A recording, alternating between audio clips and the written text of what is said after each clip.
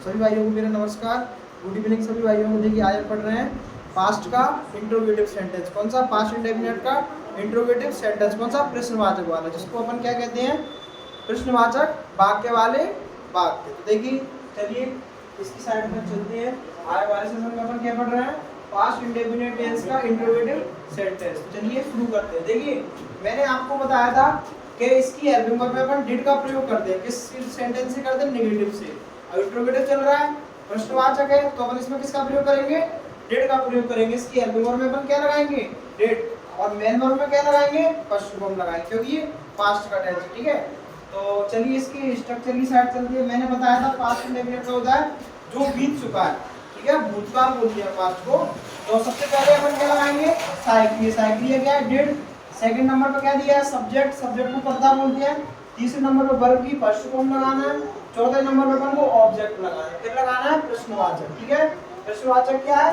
Question mark is compulsory for interrogative sentence. तो देखिए इसके कुछ एग्जांपल दिए हुए हैं, चलिए उनकी साइड चलते हैं। इतना समझ में आ गया? इसकी साइक्लिया वगैरह, मुख्य क्रिया। चलिए इसको अपन बनाते हैं। सबसे पहले दिया है इसका एक उदाहरण, देखो आप। उदाहरण दिया है, क्या तुम भोपाल गए थे?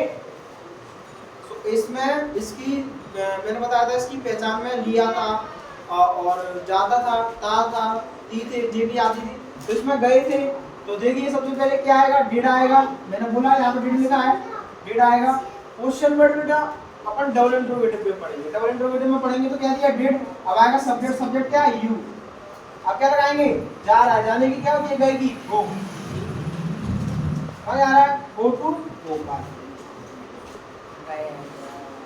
क्वेश्चन मार्क लगाओ। ठीक है, सेकंड नंबर का दिया है, क्या वे अंग्रेजी पढ़ाते थे? अब आ गया, थे आ गया।